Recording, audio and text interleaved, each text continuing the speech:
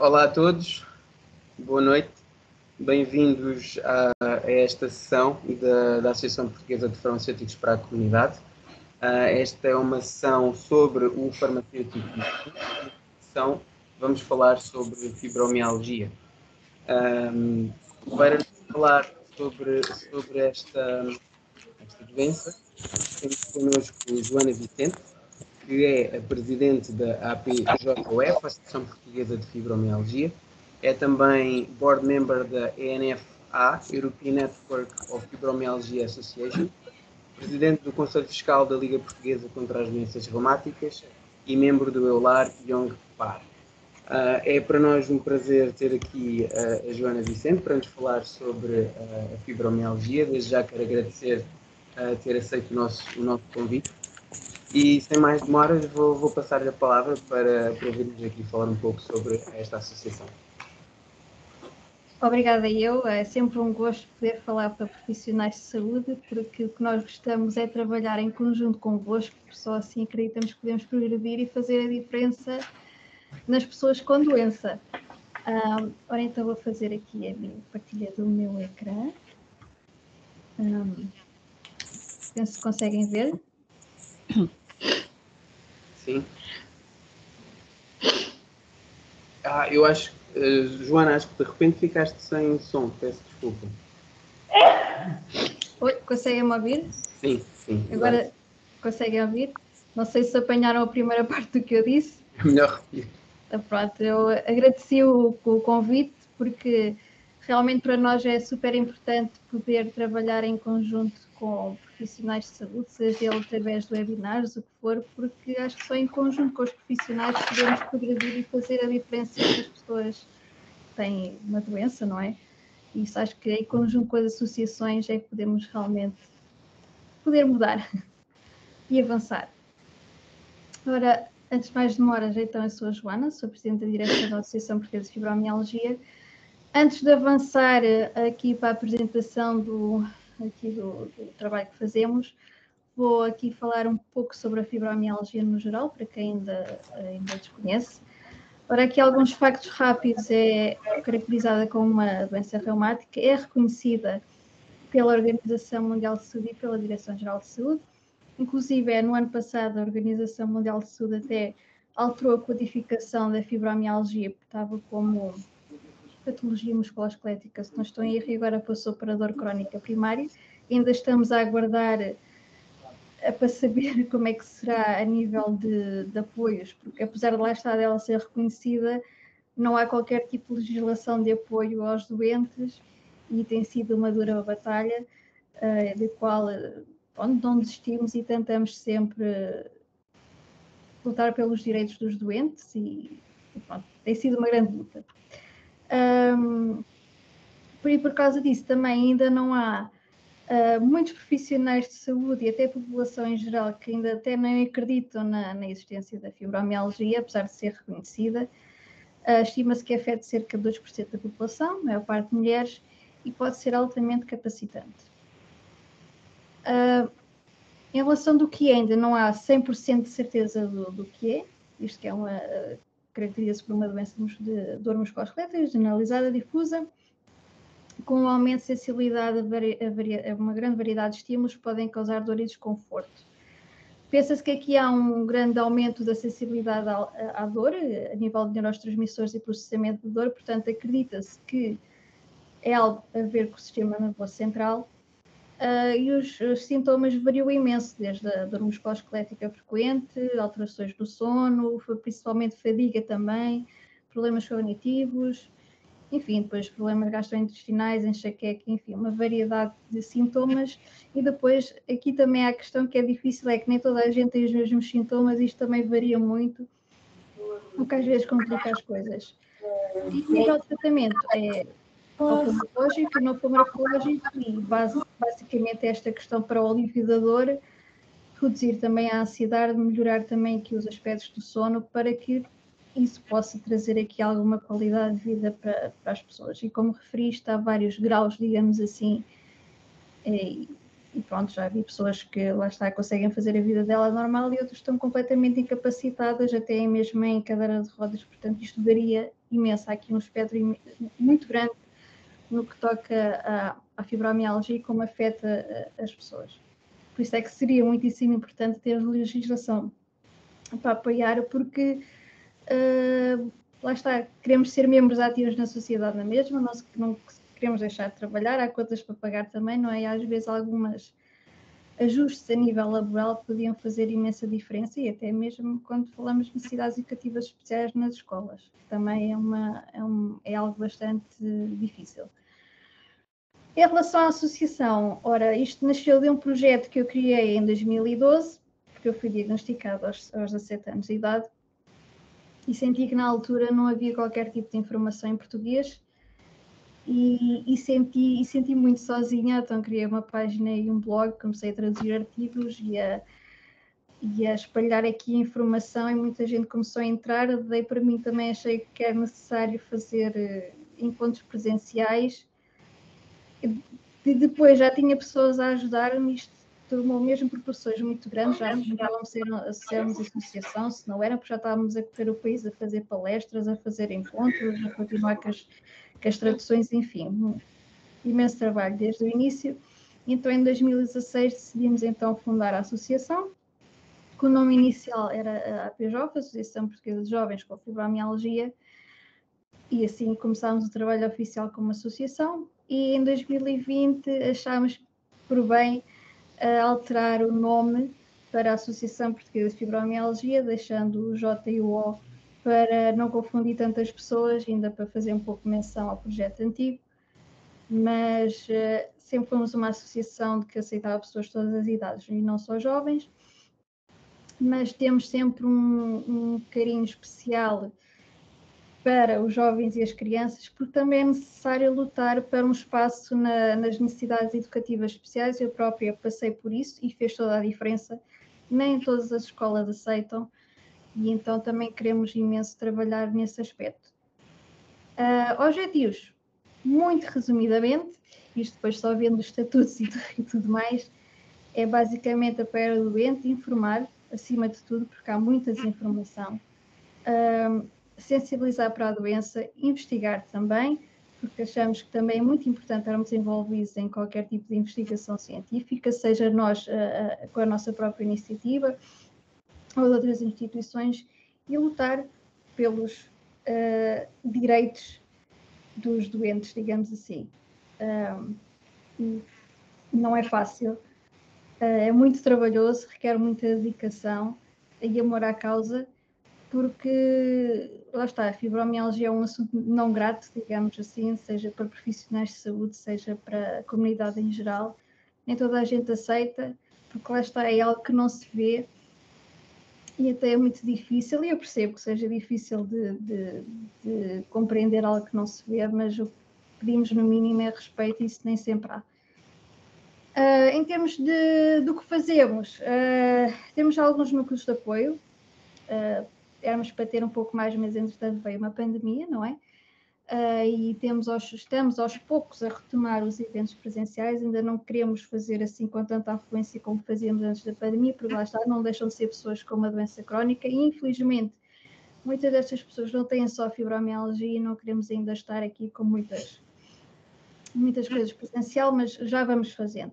Temos núcleos de apoio em Évora, Leiria, Lisboa, Porto e Braga. Não nos cingimos só aqui por estas cidades, também tentamos ir para outras zonas do país, fazer seja encontros, seja o que for, porque lá está, a fibromialgia não existe só nas grandes cidades, e lá está, fazemos palestras, workshops, convívios, vários tipos de eventos, porque também o informativo é super importante, mas o lúdico também, aqui a partilha de testemunhos, a partilha de estudantes, porque muitas vezes estas pessoas sentem-se sozinhos, e estar assim num grupo de partilha muitas vezes acaba por ser reconfortante.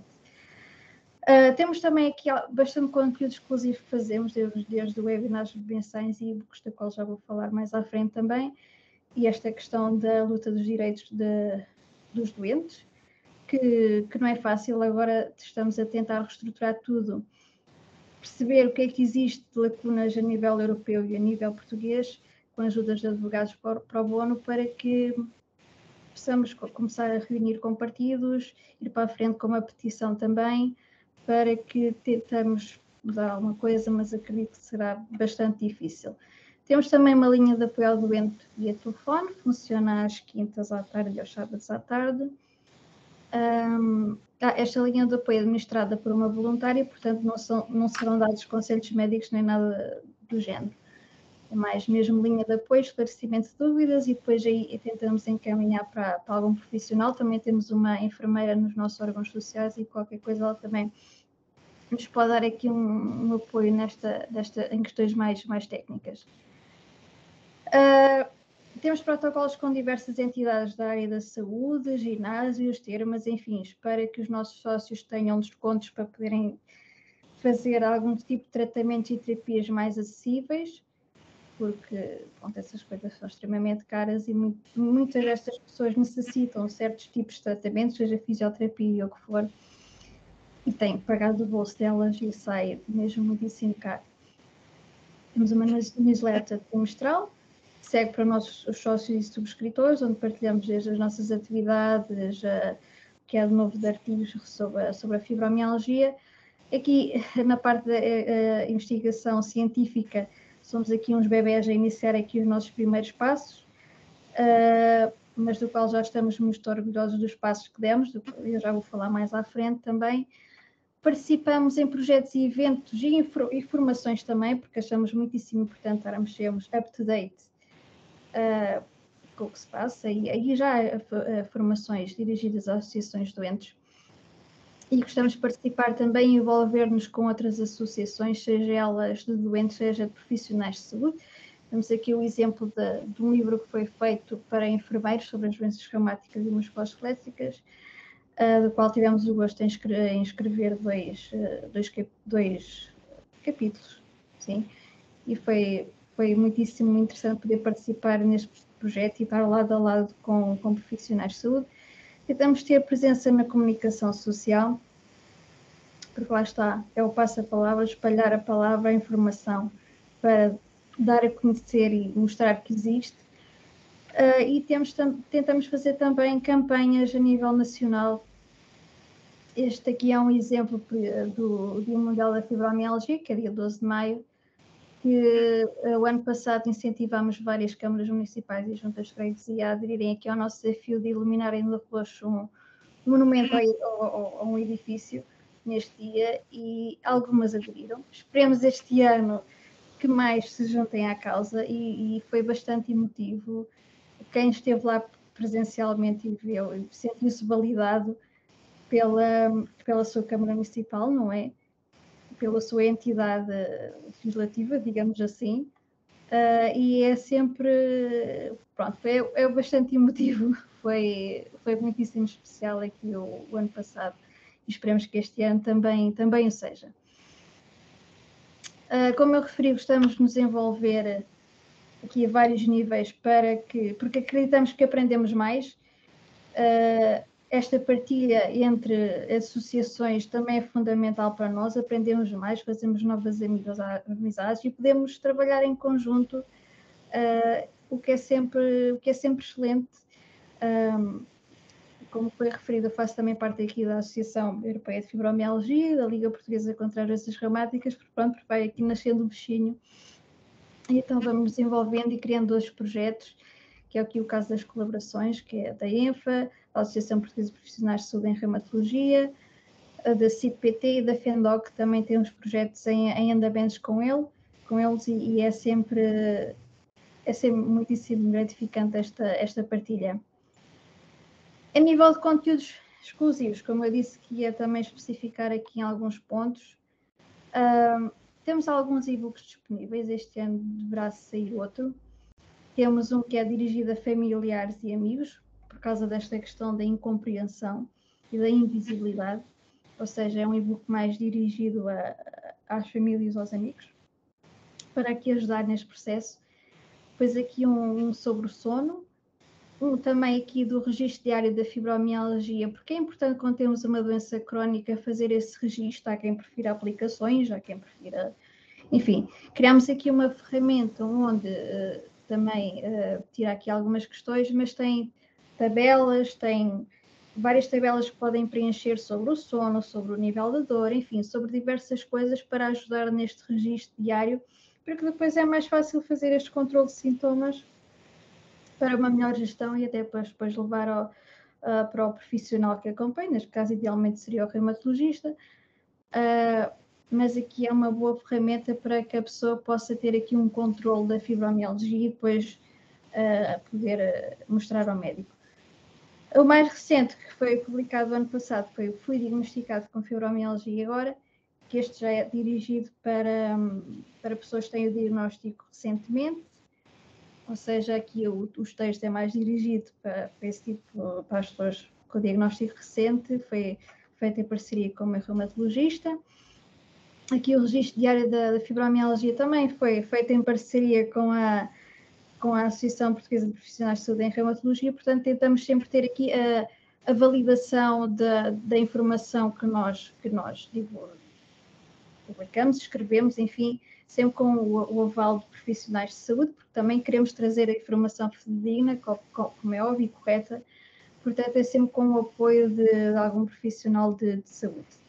E são gratuitos, podem descarregar à vontade, que são gratuitos, podem encontrar no nosso site, tem aqui o QR Code se quiserem, vão diretamente ao nosso site. Depois também, com a pandemia, obrigou-nos a mudar aqui o paradigma, porque como eu referi, fazíamos muitos eventos presenciais em várias zonas do país, e então ficámos assim, o que é que fazemos? Ali um pouco em pânico, depois assim de uma forma bastante autodidata, começámos a fazer webinars mensais, que até hoje ainda continuamos a fazer, e sempre com profissionais de saúde ligados a diversas áreas. Já abordámos alimentação, sexualidade, gravidez, a dor em si, enfim, variadíssimos temas. Posso-vos dizer que o próximo, em princípio, será dia 17 de março, sobre como falar sobre a dor a crianças, com uma psicóloga da área da educação, porque é importante, quando se é pai e mãe e temos uma doença crónica com dor, às vezes tem que se ter certos tipos de conversas com as crianças e nem sempre é fácil e nem sabemos como. E também é um ponto importante e em princípio não, que será abordado no próximo webinar para o dia 17. Estão disponíveis todos na nossa página de Facebook e também no YouTube. Depois também fizemos aqui um projeto engraçado o ano passado, que é o FM em Movimento, que isto também aqui por causa da questão da pandemia e da importância do exercício físico, porque nas guidelines diz mesmo que é muitíssimo importante o exercício físico para quem tem fibromialgia. Então fizemos aqui uma série de exercícios físicos em vídeo, vários vídeos divididos por zonas corporais, digamos, específicos para aquelas zonas corporais.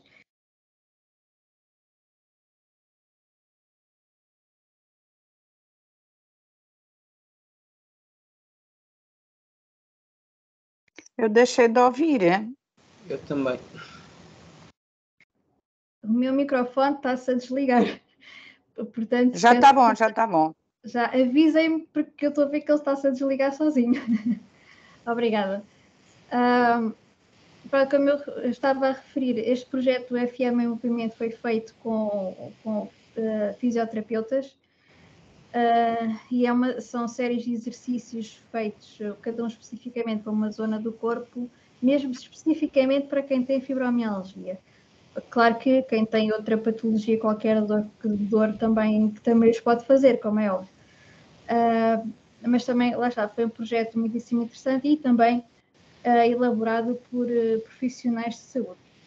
E também gratuito, podem encontrar na página de Facebook e YouTube. Uma coisa que nós tentamos sempre é disponibilizar conteúdo. Tentamos não. Um requerimento nosso é que queremos sempre que o conteúdo seja gratuito, porque sabemos que as pessoas nem sempre têm possibilidade para adquirir o que quer que seja, e acho que toda a informação deveria ser acessível, porque esta parte da literacia é importante para tomarmos decisões mais conscientes para o nosso próprio bem-estar quando vamos ao médico e tomar certo tipo de decisões. Quanto mais informados temos e informados de forma correta, melhores decisões podemos tomar. Depois aqui, como eu referi, iniciámos aqui na investigação científica.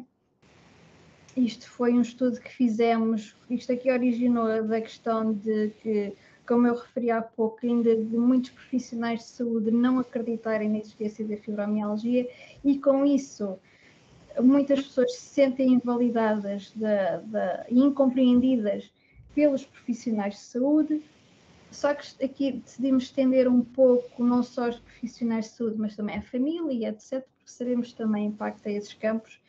E então quisemos mesmo fazer um projeto de investigação aqui especificamente sobre esse assunto, e foi um inquérito que abrimos entre maio e dezembro de 2021 para todas as pessoas com doença reumática. Não quisemos só especificar para a fibromialgia, apesar de que tem algumas perguntas, fizemos algumas perguntas específicas para quem tem fibromialgia, mas quisemos comparar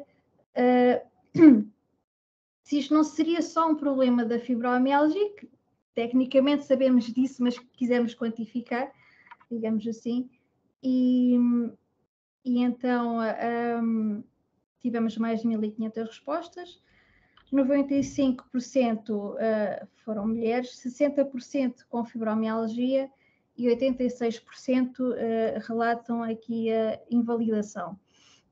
Estávamos aqui à espera de que fosse mais a nível, então, da área da saúde, os profissionais de saúde, mas vimos então que a família está em primeiro lugar e depois então os profissionais de saúde.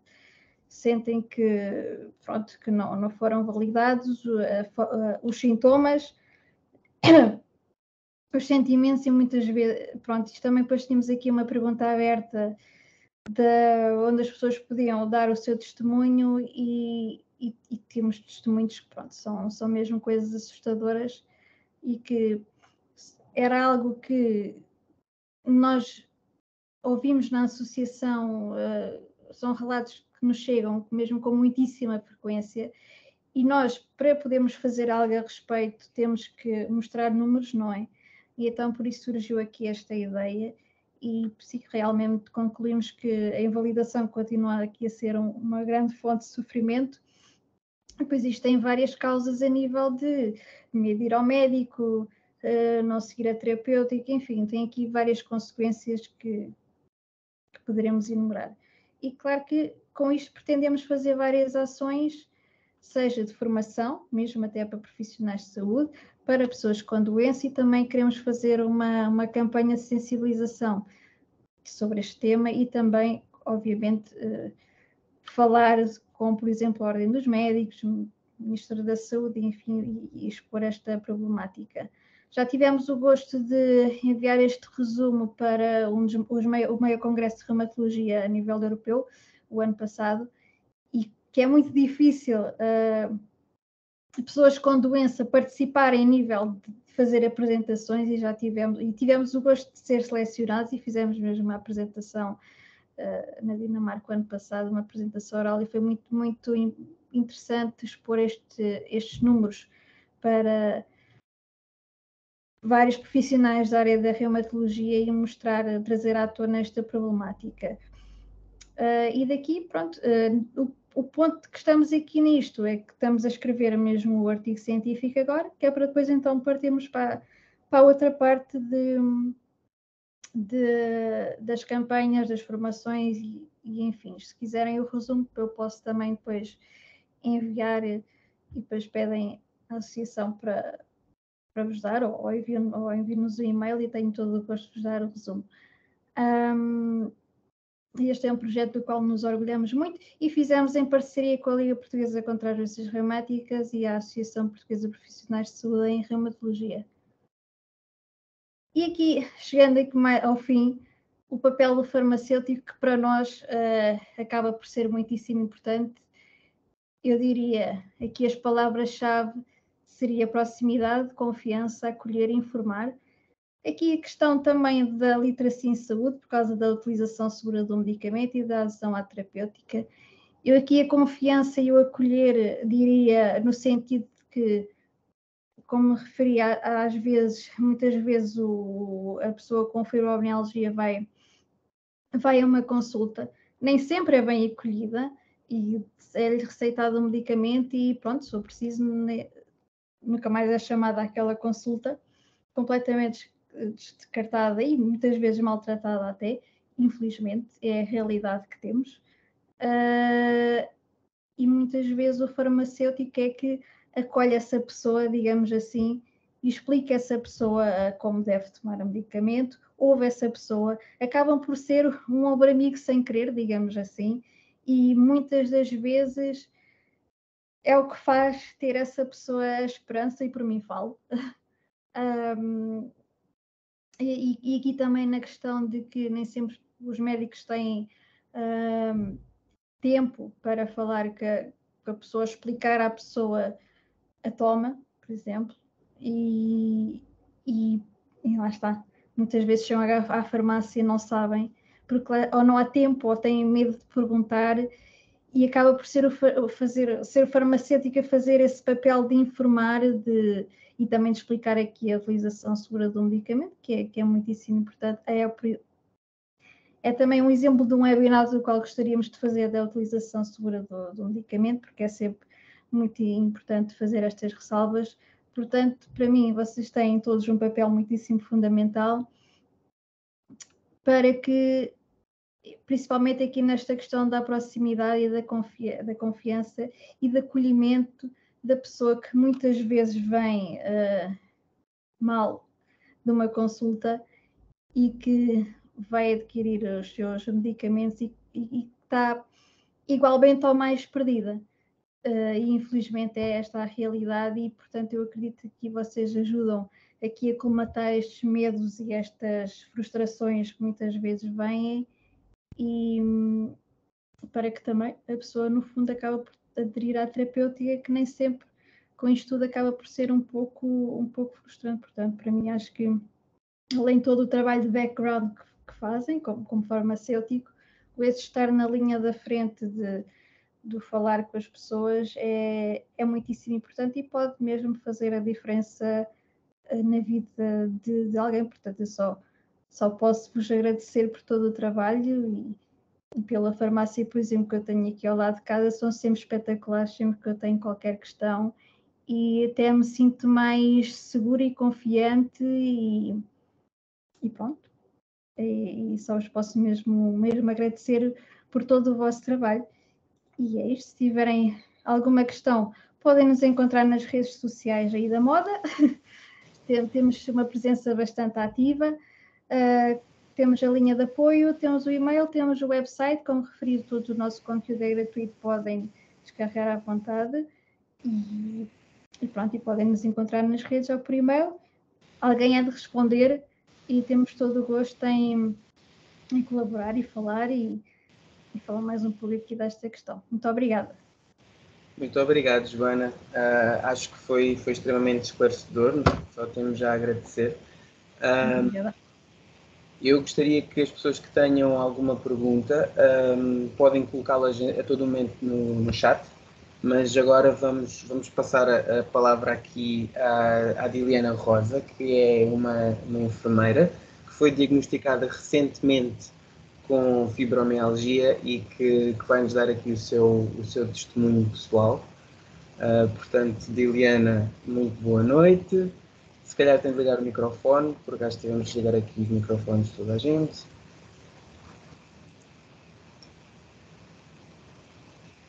Boa noite. Olá, boa noite, Diliana. Antes de mais, queria agradecer pelo convite que me foi feito para poder partilhar a minha experiência enquanto doente com fibromialgia. Os primeiros sintomas surgiram quando o meu filho tinha 2 anos, na altura, em 2016. Eu fui mãe de um grande prematuro, em 2014. Seguiram-se quase 2 meses de internamento em cuidados intensivos, Claro que depois, a nível profissional, aqueles 2 primeiros anos eu abrandei um bocadinho o ritmo. Tive 11 meses em casa, depois o primeiro ano estive com redução de horário, a trabalhar só 24 horas por semana. Na altura trabalhava numa urgência pediátrica e todo o apoio que ele precisava eu tive mesmo que deixar de trabalhar a tempo inteiro. Quando eu voltei a trabalhar a tempo inteiro, isto em 2016, começaram a surgir alguns sintomas estranhos. Comecei a acordar muito cansada, dores de manhã, principalmente ao nível dos pés, custava muito a sair da cama. Lembro-me que para chegar à casa de banho era devagarinho e doía mesmo a planta dos pés. Lembro-me na altura falar com o meu marido, que foi a pessoa que sempre acompanhou este processo desde o início, e dizer, mas isto é normal? E ele dizia, não é normal, mas também trabalhas na urgência, fazes muitos turnos, não descansas. E na altura, claro que fui atribuindo tudo isto ao trabalho, não é? Ao ritmo que eu voltei a levar de fazer turnos e trabalhar numa urgência. Depois, inconscientemente, em 2018, entrei num concurso para o Centro de Saúde, concurso que eu concorri única e exclusivamente por esta questão, por me sentir cansada, por me sentir exausta e achar que ao ir para o Centro de Saúde poderia melhorar esta situação. Nada disto aconteceu. Tudo se manteve e ao longo do tempo foi piorando, foi agravando, foi aparecendo novos sinais, novos sintomas. Com o Covid, com a pandemia, então foi o descalabro. Tivemos despedimentos de colegas, a equipa ficou reduzida, tivemos que fazer muitas horas extraordinárias, semanas inteiras de trabalho sem folgas, ficamos sem férias. E pronto, eu sempre fui uma pessoa de vamos em frente, é para fazer, tem que ser, e fui ignorando um bocadinho os sinais que o meu corpo me ia dando dia após dia. Claro que sempre atribuindo tudo ao cansaço. O aumento deste stress e do excesso de trabalho fez-me piorar de uma forma muito acentuada. Cada vez estava mais cansada, cada vez me doía mais tudo. Eu não posso dizer dói aqui, não, dói tudo. Cheguei ao ponto de um abraço me fazer doer, e isto é verdade. Um abraço incomodava, fazia doer. O sutiã, a alça do sutiã magoava. Entretanto, foram aparecendo cada vez mais sintomas, as tarefas de casa começaram a acumular.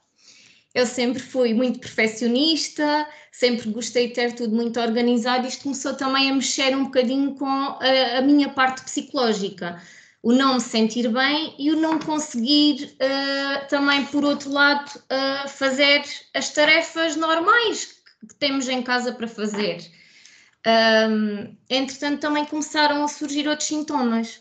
Comecei a acordar com os olhos extremamente secos. Acordava com a sensação de ter areia nos olhos, não os conseguia abrir, tinha que pestanejar várias vezes para conseguir ficar mais confortável, e cheguei a questionar muitas vezes se isto seria normal, se todos estes sintomas que eu estava a sentir, se não eram da minha cabeça.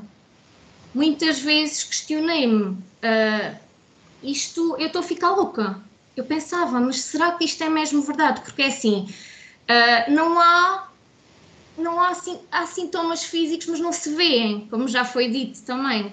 E por vezes é difícil para a população e para os profissionais de saúde compreenderem esta doença, mas muitas vezes o próprio doente também tem alguma dificuldade. Não é fácil.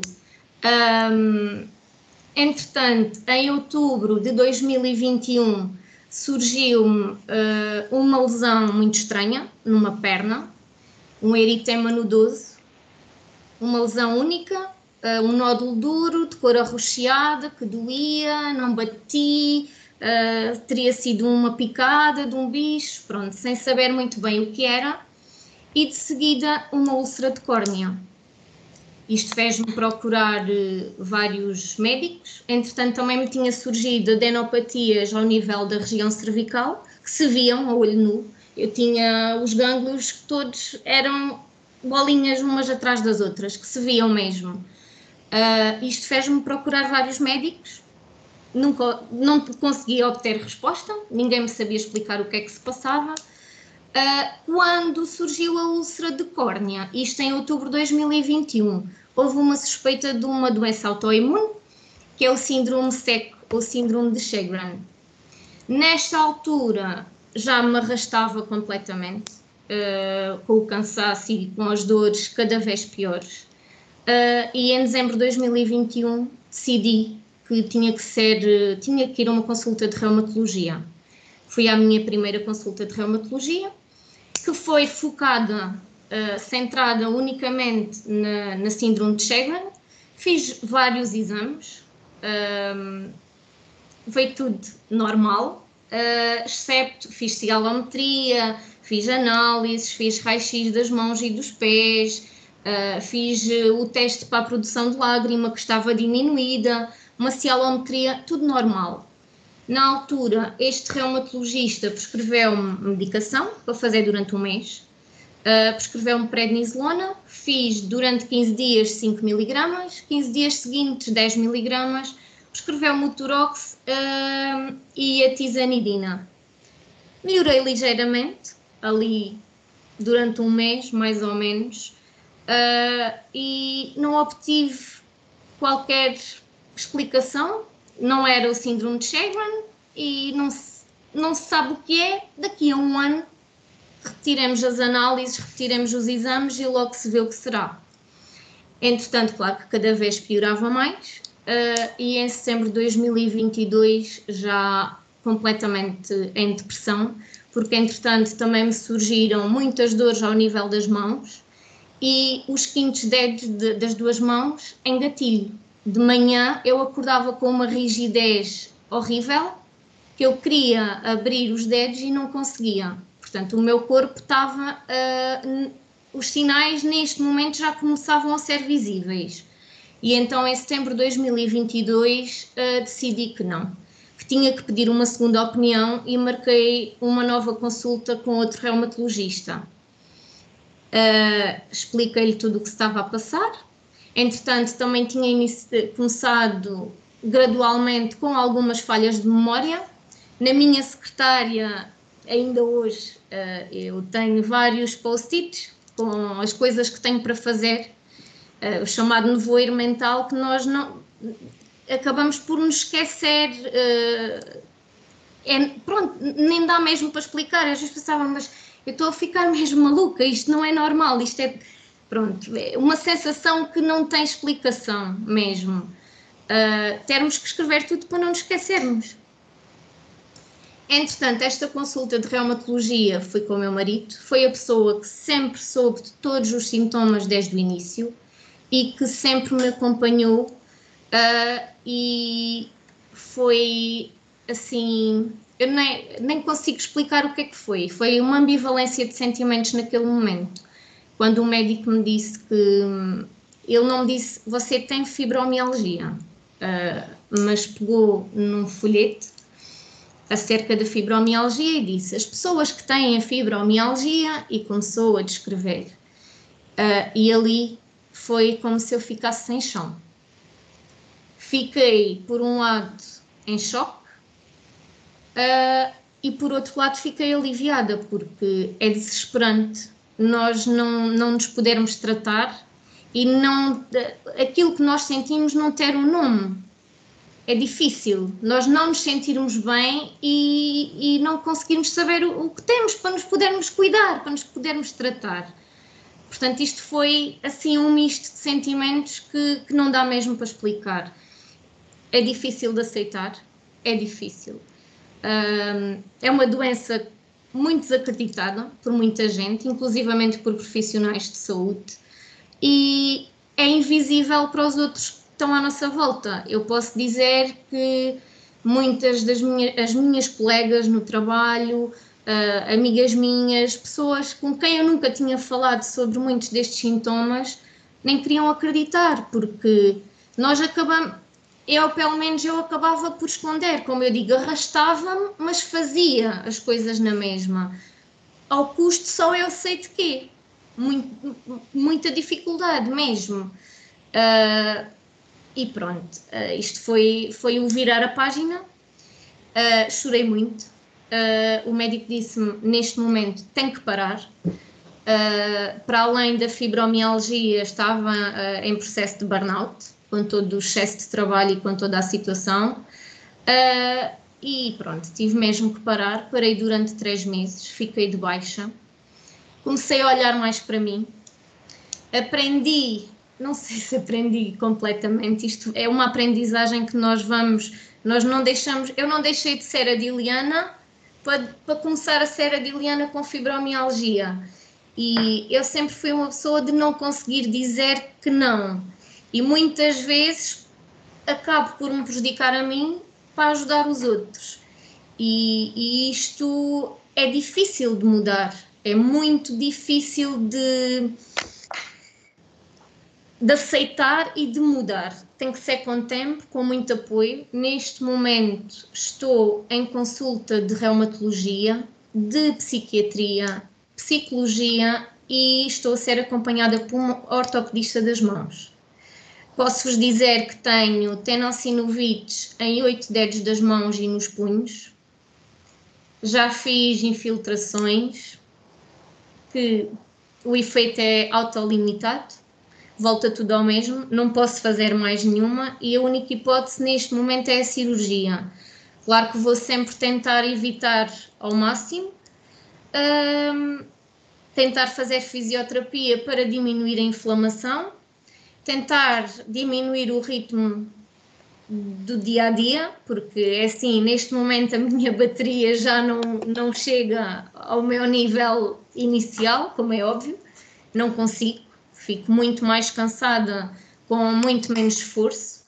E mudei o estilo de vida, iniciei hidroginástica, fiz tratamentos termais e massagem de relaxamento, que nem sempre é preciso ser feito por alguém com alguma sensibilidade, porque posso mesmo dizer que há pessoas que a dor que a massagem provoca, e numa pessoa com fibromialgia é horrível. Portanto, é mesmo, há pessoas que conseguem ter essa sensibilidade e conseguem relaxar-nos, porque a fibromialgia é isto mesmo, são os músculos que ficam com uma tensão acumulada que provoca a dor. É isto mesmo que nós sentimos. E pronto, neste momento já voltei ao trabalho, voltei em dezembro. Nada voltou a ser como era antes. A adaptação à medicação não foi fácil. Neste momento estou melhor, mas é assim, tenho dias bons, tenho dias assim, tenho dias menos bons e tenho dias muito maus. E temos que ir aprendendo a viver com esta condição e principalmente a ouvir e a respeitar os sinais que o corpo nos vai dando e saber parar no momento certo. É esta a minha experiência. Obrigado, Helena, por esse testemunho. Acho que muitas pessoas que aqui estão, que são pessoas com fibromialgia, se revêem de certo neste papel. E perguntar aqui à Joana se quer fazer aqui um comentário também sobre o que foi exposto. Portanto, e entretanto, Diliana, eu não sei se entretanto está a fazer a partilha de tela, mas se calhar era melhor Acho que sim. Partilhar, sim, é melhor carregar aí. Pronto, assim já está normalizado outra vez.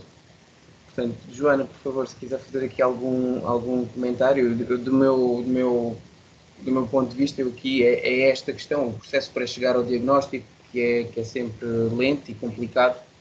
Sim, essa é uma das características. Infelizmente é que os diagnósticos são muitíssimo tardios porque lá está, nem todos os profissionais de saúde têm esta awareness, esta sensibilidade para diagnosticar a fibromialgia, e depois também há o outro extremo, que é os que não acreditam-se todo e acabam por descartar completamente, e depois as pessoas andam aqui anos e anos, e para mim falo, e por vários testemunhos que eu ouço, de que andam a saltitar especialidade, até que alguém vem aqui com um pouco mais de sensibilidade e conhecimento sobre o assunto e que acaba por realmente dar o diagnóstico. Idealmente, lá está, seria, tendo em conta que é reconhecida como uma doença reumática, deveria, entre aspas, ser o reumatologista, mas muitas vezes é o ortopedista, é o fisioterapeuta, enfim, é outro profissional que acaba por dar o diagnóstico. E é assim, lá está, um diagnóstico de fibromialgia num ano é num curtíssimo espaço de tempo. Isto, eu diria que as pessoas andam em média pelo menos uns 5 anos, às vezes, à espera de um diagnóstico, porque andam aqui neste saltitar de especialista em especialista, vão experimentando este tratamento e aquele, e pronto, e isto traz ainda mais desgaste, e depois quando chegam ao diagnóstico ainda estão com uma qualidade de vida inferior do que se tivessem logo um diagnóstico atempado para começar logo de certa forma a tratar, e pronto, já vi casos de pessoas que demoram mais de 10 anos a ter o diagnóstico, e então neste processo todo de esforço, que é mesmo o esforço para ter uma vida normal e tentar de alguma forma acalmar a dor, mas é sempre extremamente difícil, até mesmo quando se tem o diagnóstico, quanto mais quando não se tem. E assim, e é no adulto e é na criança a mesma coisa, também não há, eu puxando aqui esta bandeira, porque também há crianças e jovens com o diagnóstico e também é muito demorado, e pronto, a escola vai ficando para trás, como nos adultos é o emprego que muitas vezes não se consegue manter, e depois como é óbvio, há muita gente, grande parte das pessoas entra em depressão porque esta pescadinha de rabo na boca o emprego vai ficando para trás, a escola vai ficando para trás, a família vai ficando para trás, porque lá está, não há compreensão, não há adaptação, e é muitíssimo complicado mesmo. Portanto, este testemunho é o que espalha a realidade de uma pessoa com fibromialgia, claro, não. E eu até acredito que haja muitos casos não diagnosticados neste país. Por exemplo, nós nas farmácias assistimos a imensa gente que faz continuamente medicação para a dor sem saber muito bem porque é que tem de tomar aqueles medicamentos todos os dias, senão não consegue funcionar. Exato, eu por exemplo, dou um exemplo. Eu, no estudo que fizemos, eu não estava à espera que tanta gente com fibromialgia respondesse. Eu própria, raramente até partilhámos o estudo, o inquérito, porque eu não queria o meu receio era que muita gente com fibromialgia respondesse e depois enviesasse ali um bocado as outras patologias. Ou seja, se mais de 60% de pessoas responderam com fibromialgia, a mim a indicação que dá é há muito mais gente diagnosticada, que eu não acredito que seja só 2%, porque o estudo que foi feito há uns bons anos atrás, que foi do Epirama, o PT, para mim aquilo foi só com um certo número de centros de reumatologia que foram feitos, portanto aquilo não é a amostra total. Portanto, o número que temos, a meu ver, não corresponde à realidade dos diagnosticados, dos que têm mesmo diagnóstico, nem estou a falar dos que ainda nem têm. Porque sim, acho que há muita gente que não tem o diagnóstico e tem os sintomas, e na minha opinião pessoal, acho que sim, acho que 2% é muito pouco, acho que muito mais gente tem o diagnóstico de fibromialgia, que também é um dos nossos objetivos, é também fazer um estudo epidemiológico, mas pronto, vamos por fases, porque isso também, há coisas já que acarretam estudos e nas associações não conseguem suportar isso, enfim, esses são os 500. Mas sim, é necessário, porque lá está, eu acho que somos tantos, e cada vez mais jovens a aparecer também, portanto é necessário, seja a comunidade de profissionais de saúde, a comunidade médica, enfim, seja a sociedade em geral, tem que estar mais alerta para esta situação, porque eu acho impressionante, vou a algum lado, é porque a vizinha conhece a outra vizinha, ou porque tem uma amiga, há sempre há sempre alguém que tem. Portanto, eu acredito que somos muito mais e é preciso apoio e compreensão e legislação de apoio ao doente, porque também, a nível de legislação, por exemplo, a nível laboral, a Direção-Geral de Saúde tem uma lista de doenças crónicas, mas se formos ver essa lista, é extremamente curta.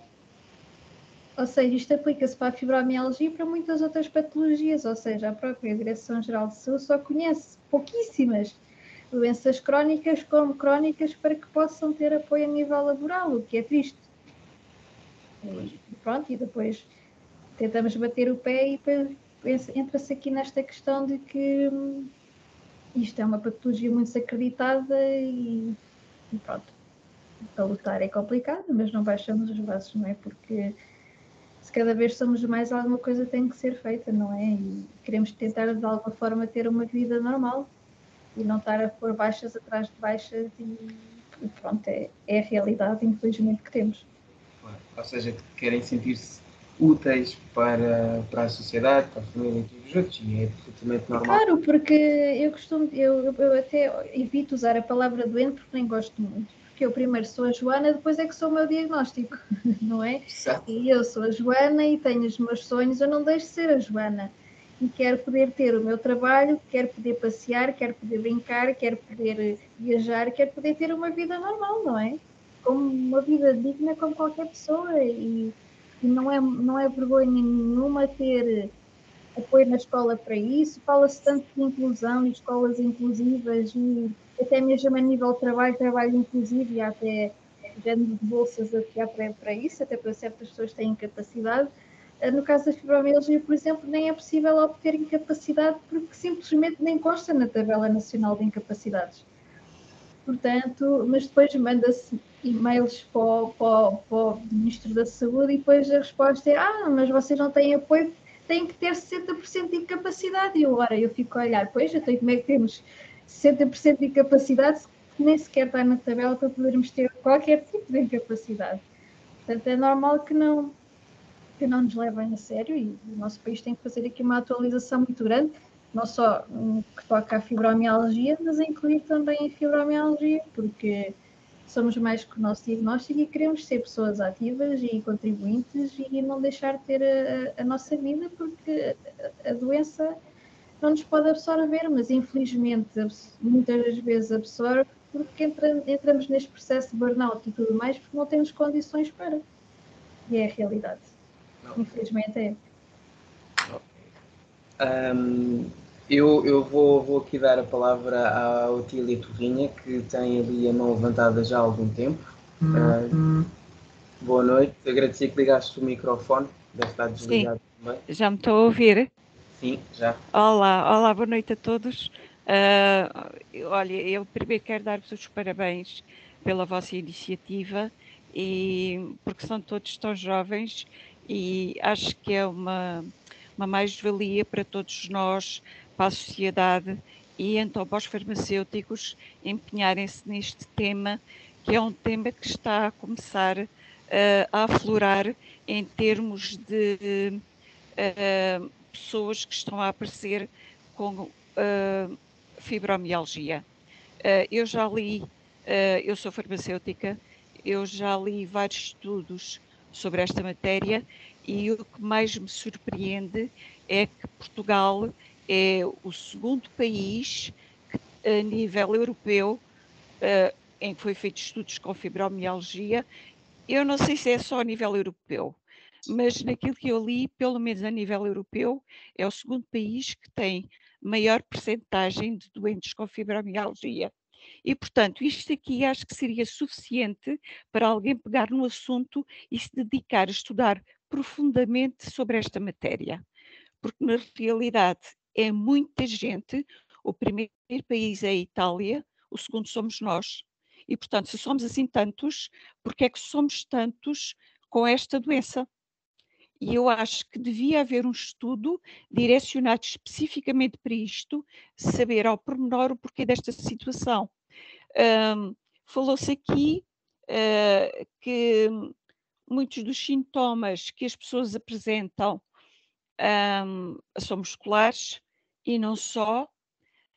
são devido a depressões, e eu acho que fazia, na minha opinião, algum sentido ser não apenas da área reumatológica, mas da área neurológica, porque isto tem a ver com neurotransmissores.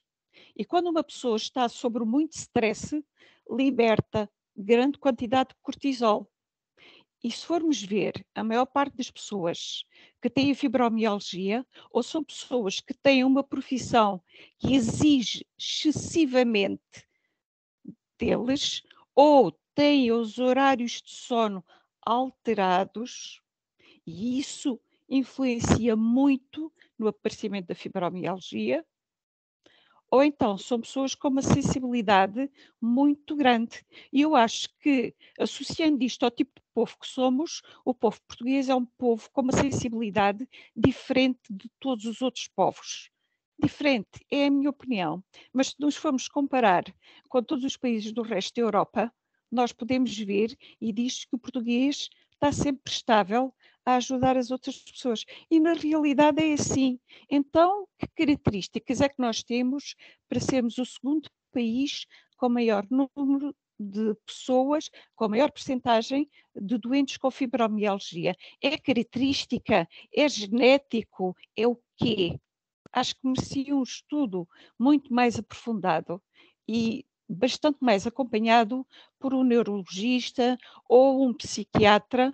E peço-me desculpa, posso estar enganada, mas eu acho que a área da reumatologia aqui já fez mais sentido, porque os conhecimentos que existem hoje em dia sobre esta patologia levam muito mais a que seja do foro neurológico do que propriamente reumatológico.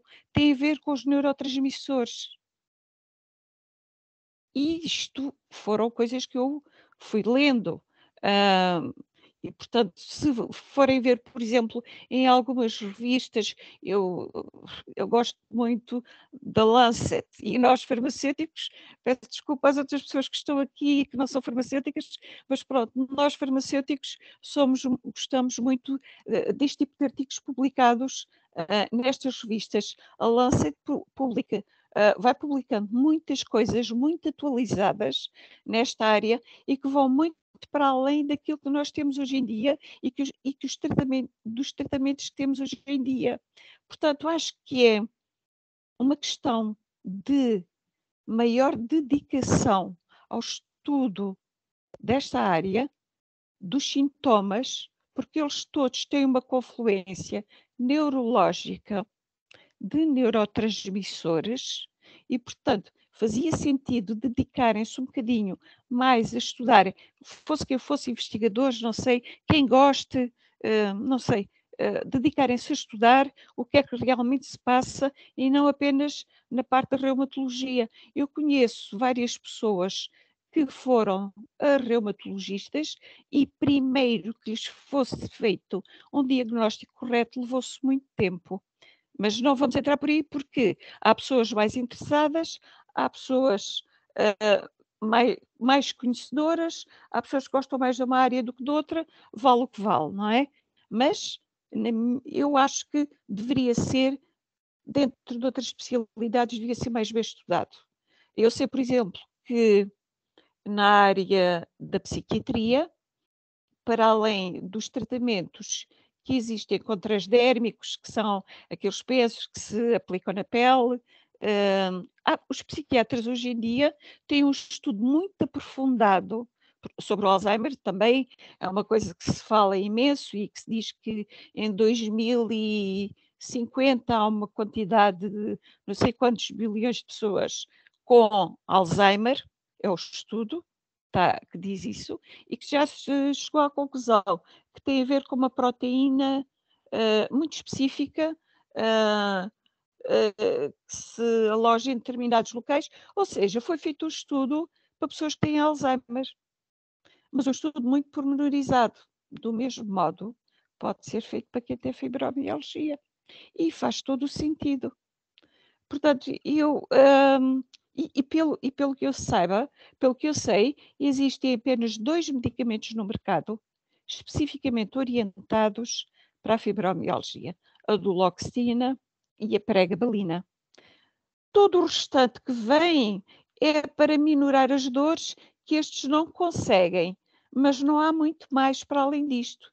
Depois serão feitos outros tratamentos, como já foi mencionado, como a hidroginástica, as termas, mas eu acho que é tudo no sentido do relaxamento, porque esta doença passa muito por uma tranquilidade, desacelerar a vida, que é isso mesmo, porque se acelerou demais.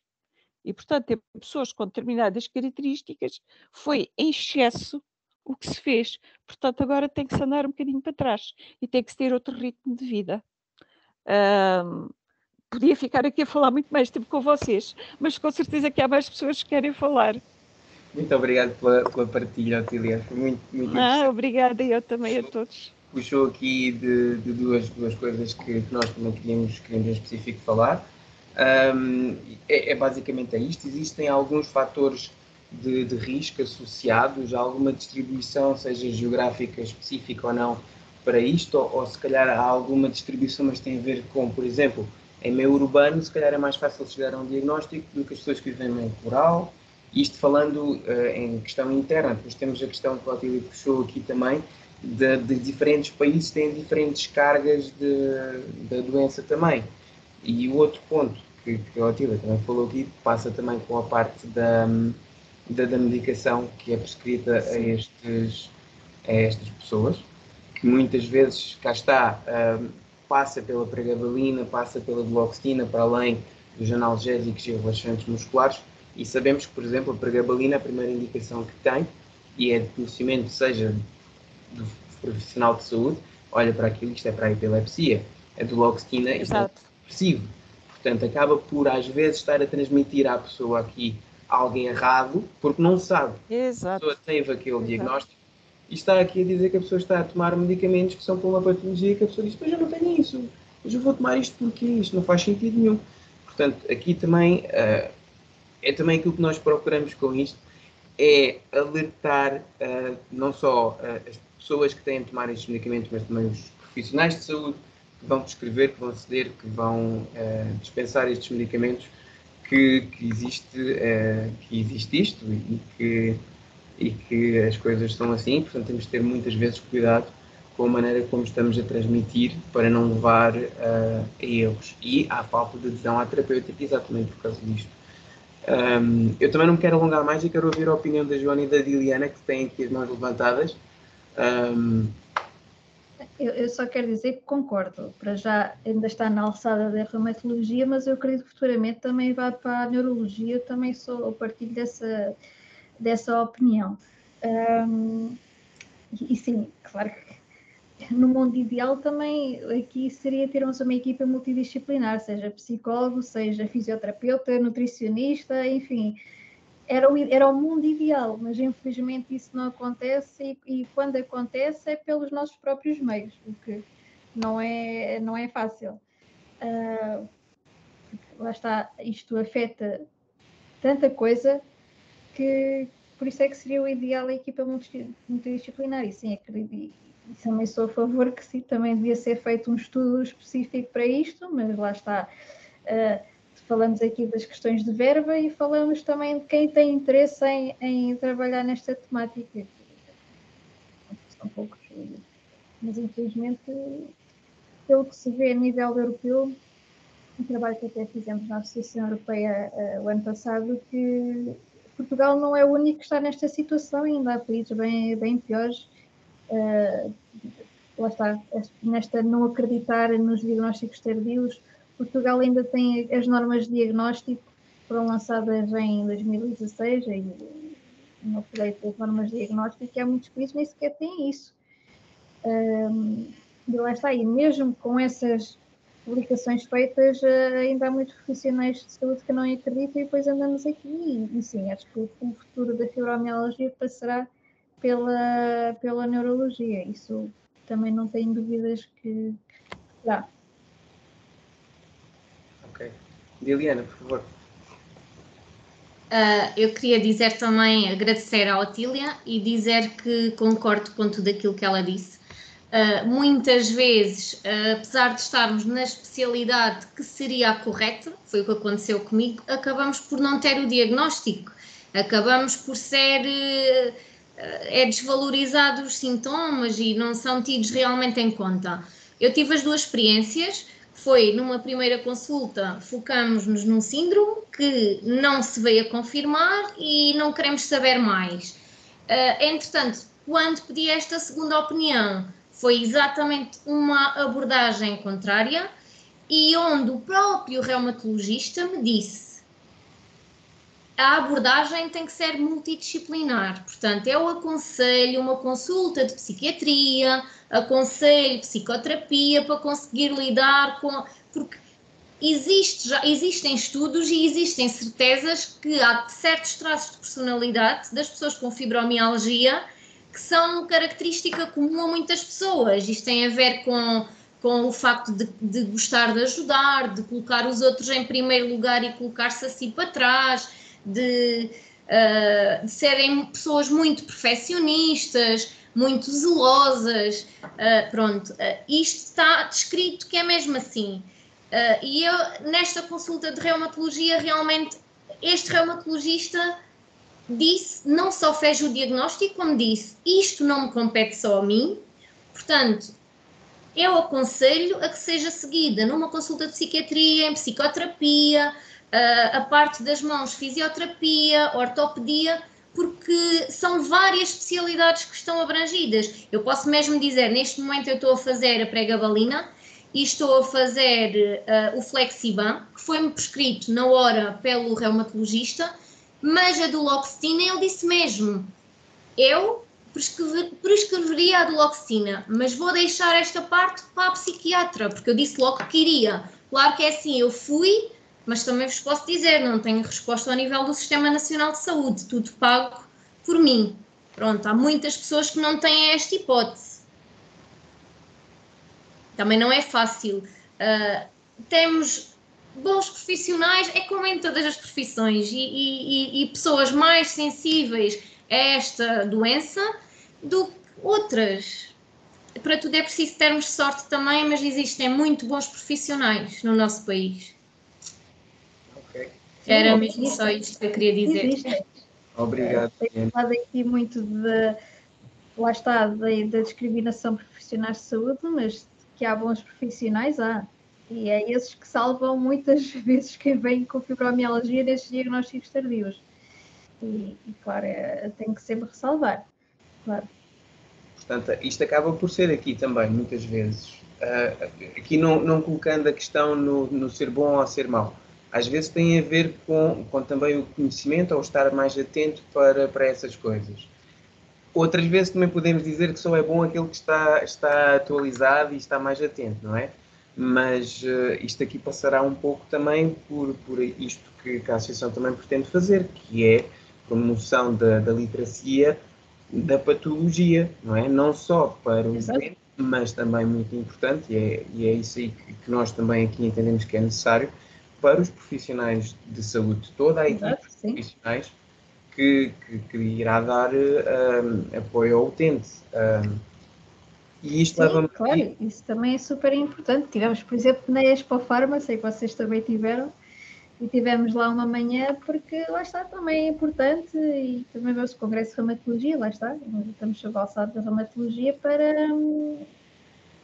para falar do tema, para verem que existimos, porque também queremos puxar os bons profissionais para o nosso lado, né? Para as pessoas e até para trabalhar em conjunto connosco para projetos, pronto, porque lá está, acho que só em conjunto os profissionais podemos realmente ter os profissionais do nosso lado, até mesmo a nível legislativo, etc., também acho que iria ajudar imenso. Sim. Estamos todos a lutar para o mesmo, ao final das contas, que é o bem-estar da pessoa com a doença, ponto. Exatamente, é a saúde de todos nós, porque todos nós somos pessoas e todos nós podemos acabar por vir a ter alguma doença. Aqui do que vocês falaram também, o acompanhamento após o diagnóstico, ele é feito pelo médico de medicina geral e familiar, chegam a ele com o diagnóstico e acaba por ser ele a acabar por nos ajudar a gerir, ou é feito através das especialidades, como estavam aqui a falar, da reumatologia.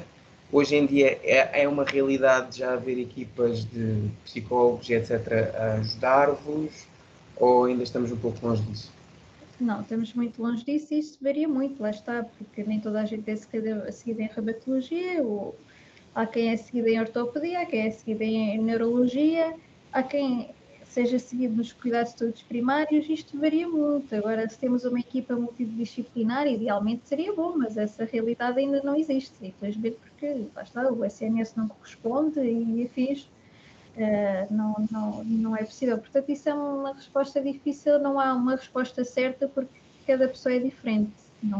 Nem sei quantificar, por acaso tenho curiosidade. Okay. Mas isso é muito, lá está, uns estão só em psiquiatria, por exemplo, outros é só em neurologia, outros só em ortopedia, outros só em reumatologia, outros só com médico de família, lá está, não há uma resposta certa. Idealmente seria ter essa equipa tal equipa multidisciplinar. Ok. E tendo em conta que o farmacêutico, vocês se calhar acabam por contactar, será se calhar até um dos profissionais de saúde que contactam mais vezes, porque têm de ir à farmácia levantar a medicação, há um ajuste terapêutico, voltam à farmácia outra vez.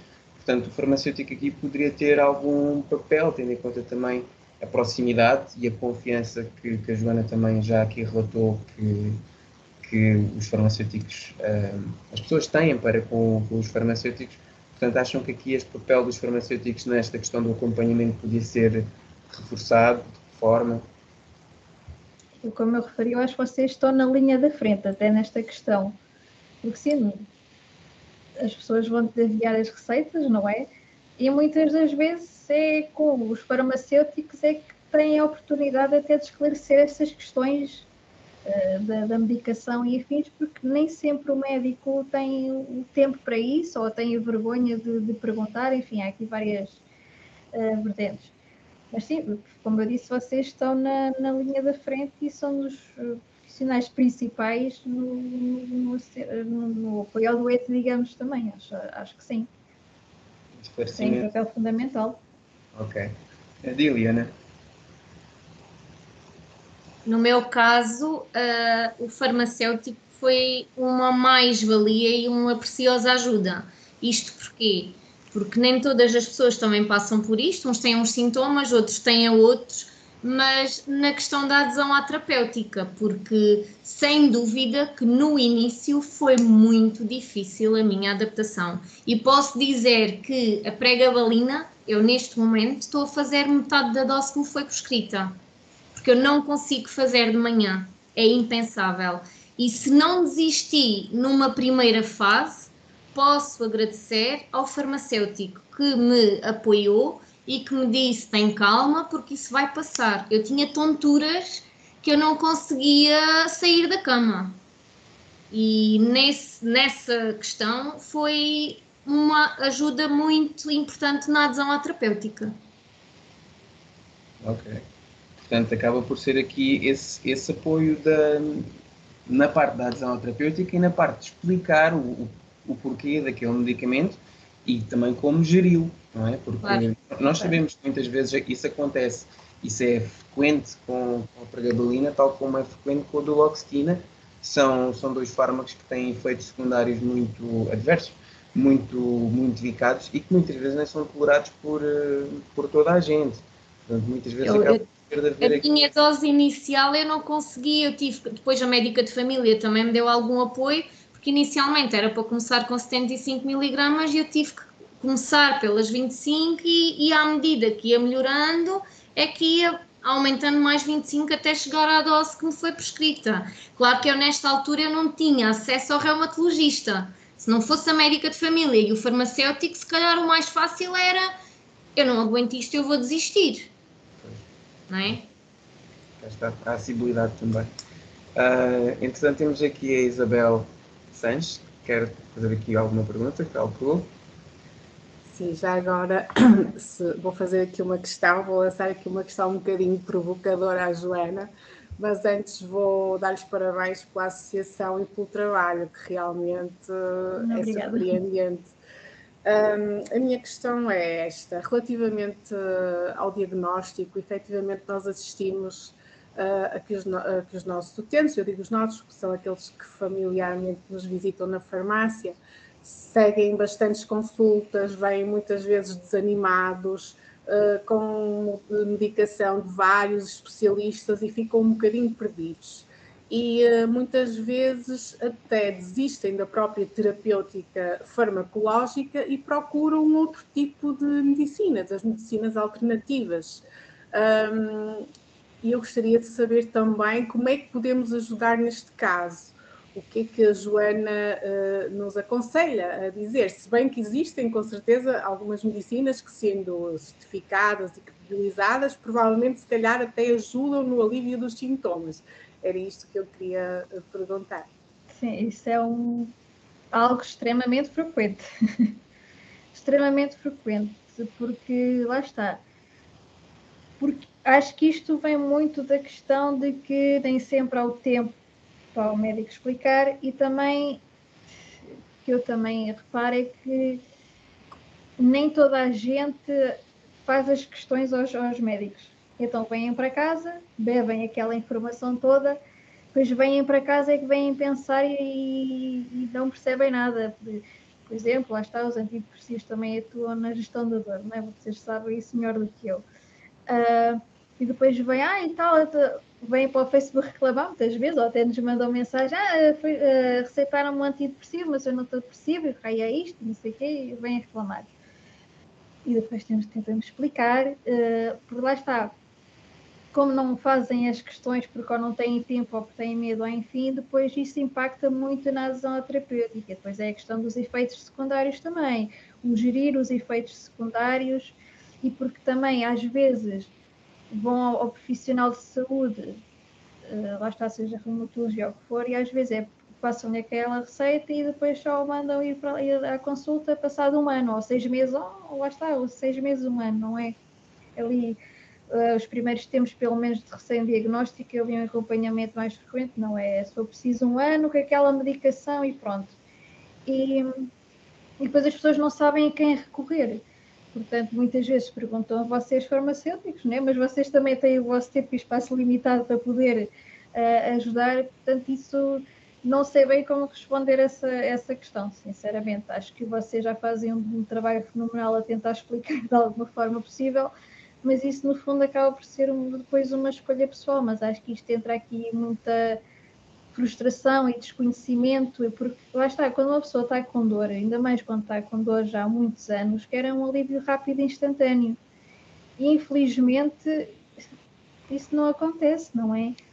E temos que perceber que é dor crónica, ou seja, crónica é para sempre, pode ter as suas flutuações, não é? Não, Joana, obrigada pela resposta. Posso só interrogar, só acrescentar um ponto que falou muito importante, que também é da nossa área e é mesmo importante frisar, é que normalmente são polimedicados, não é? E existem interações e efeitos secundários. Exato. Que muitas vezes depois até poderão ser confundidos com novos sintomas, exato, nova consulta, nova procura do médico. Isso exato, também é importante podermos estar numa equipa também que ajude. Mas lá está, também não nos ocorre ir ao farmacêutico perguntar a questão dos efeitos secundários. Estou a sentir aquele determinado efeito secundário. Também não nos ocorre reportar o efeito secundário no portal do Infarmed, por exemplo, não é? Quando uma pessoa está desesperada, porque é mesmo, entra-se aqui num desespero, porque... E depois é assustador estes efeitos secundários e não haver aquele alívio imediato. Depois o que é que a pessoa faz? É a solução mais simples, que é desistir e ir procurar, seja a medicina alternativa que for, seja, para não estar a ir buscar aí se é correto ou não, mas pronto, lá está, não sei porque isso é muito pessoal. Ok. Eu lembrei-me agora de uma questão disto das medicinas alternativas. Obrigado, Isabel. Que não, na realidade não é uma medicina alternativa. Eu espero não me estar a enganar no medicamento, no fármaco, mas há uns tempos atrás houve umas notícias e alguma sugestão de utilizar um medicamento que é a citicolina, somazina, para ajudar no controlo e tratamento da fibromialgia.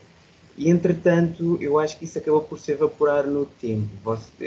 Pelo menos no meu caso, como farmacêutico, nunca vi uma prescrição do médico especificamente para aquilo, mas lembro-me perfeitamente de ter visto, eu chamaria-lhe até um pouco de promoção nos canais nacionais acerca desse medicamento.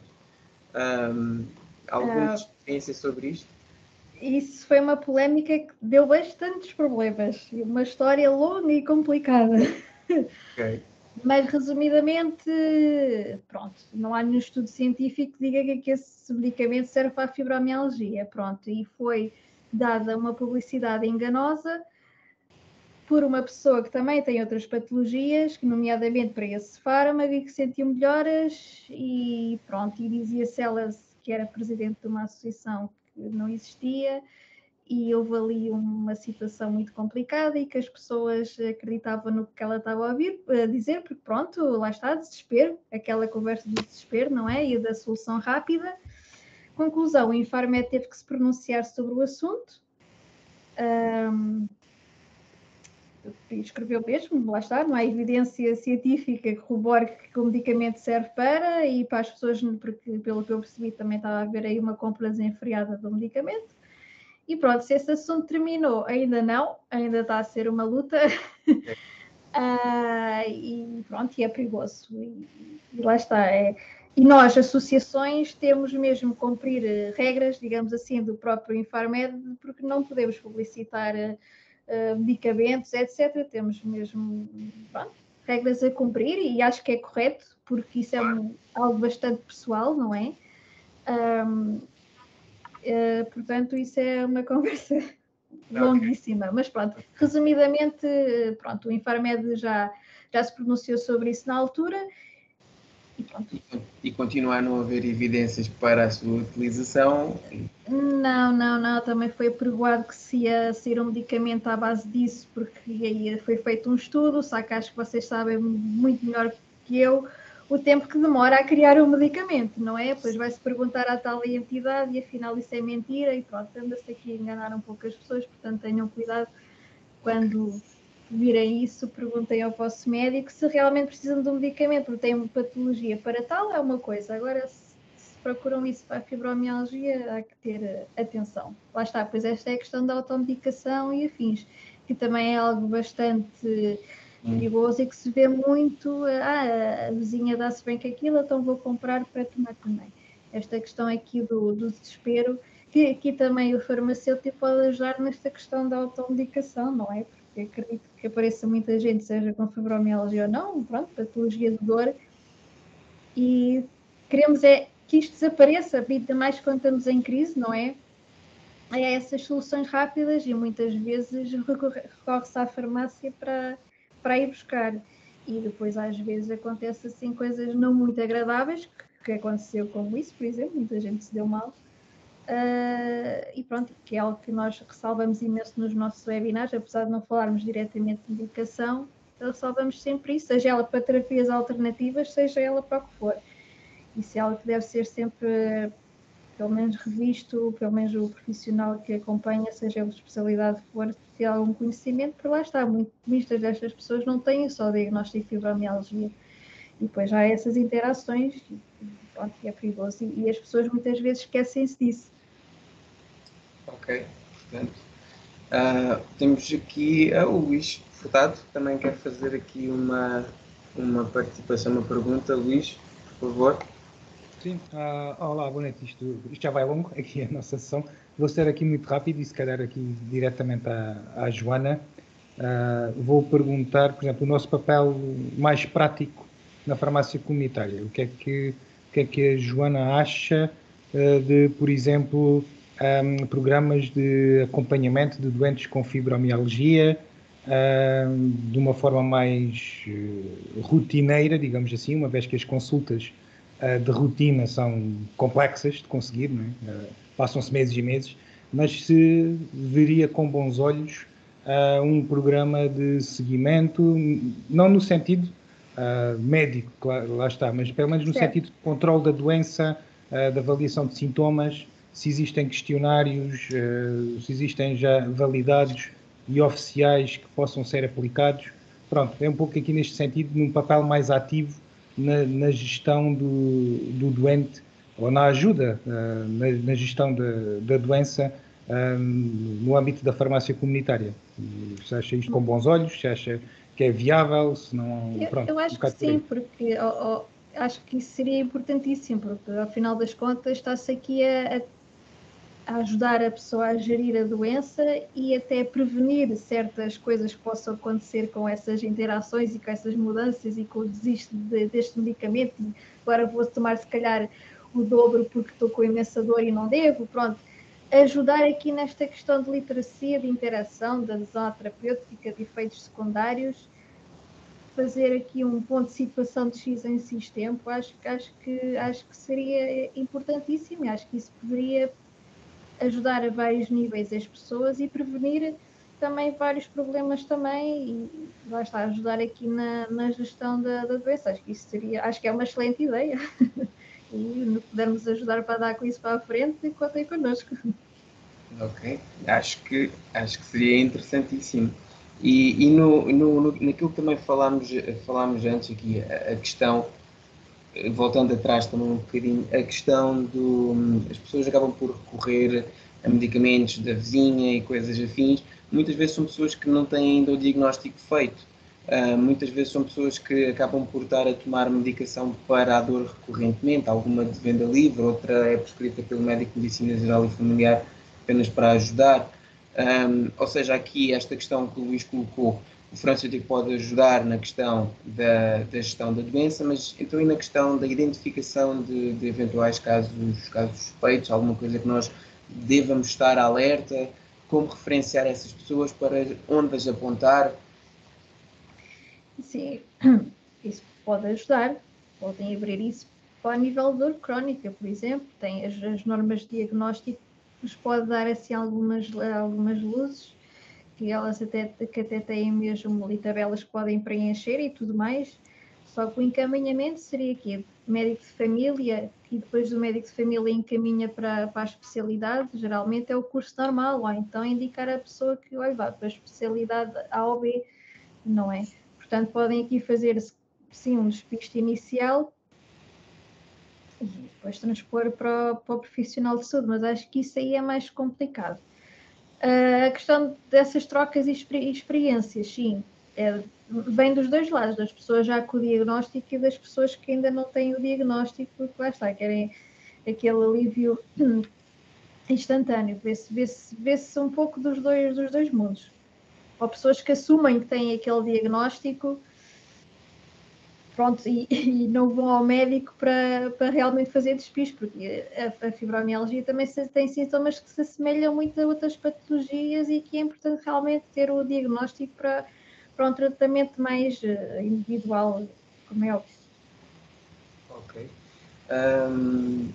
Então, temos aqui a Natasha Villanova, boa noite. Ela diz, boa noite, de modo a envolver e sensibilizar os farmacêuticos, seria útil criar planos de tratamento e gestão de medicamentos para que no atendimento a um utente possamos auxiliar e motivar o utente. Obrigado. Portanto, é uma sugestão também. Aqui passa um bocado também por uma coisa que nós temos como uma deficiência atualmente na nossa atuação, que é nós não temos acesso à informação do utente. Portanto, muitas vezes as pessoas acabam por chegar a nós, farmacêuticos, nas farmácias, e nós não sabemos bem qual é que é o diagnóstico que a pessoa tem. Ter aqui também mais essas ferramentas seria também útil. Calculo que concordem com isso também, não é? Sim, até mesmo para validar esse diagnóstico. Exatamente, e a verificação das interações, como falámos aqui também ainda há pouco. Claro, sim, seria excelente, mas isso já requer algo mais complicado. Sim, temos de promover junto dos legisladores, a ver se mudamos aqui algumas. Tendo em conta também que já temos aqui avançados na hora, não sei se mais alguém tem mais algumas perguntas a colocar, será a última oportunidade. Senão eu também tenho aqui uma questão para deixar já, tendo em conta os recém-diagnosticados e as pessoas já diagnosticadas, mas que têm aqui um interesse pela associação e pelo trabalho que vocês têm vindo a desenvolver. Como é que se podem juntar a vocês? através das vossas redes. Como é que fazem esse processo, Joana? Através das redes sociais, que é o mais simples, não é? Toda a gente ou está no Facebook ou no Instagram, basta enviarem-nos uma mensagem, basta procurarem por APJOF, Associação Portuguesa de Fibromialgia aparece. Se quiserem enviar-nos um e-mail também, teremos todo o gosto em responder e ajudar da forma como nos seja possível e pronto, vai-se. Temos por aí nas redes e por e-mail e no nosso website. Relembro, têm lá imenso conteúdo que podem usufruir, gratuito. Se não conseguirem encontrar, também podem nos enviar mensagem e pedir e pronto, temos todo o gosto em ajudar. Pronto, acho que é isto da nossa sessão. Também aproveito para deixar o repto a todos os farmacêuticos que estejam a assistir e que não são associados da APFPC, também o podem passar a ser. Basta também ir às nossas redes, ao nosso site, www.apfpc.pt.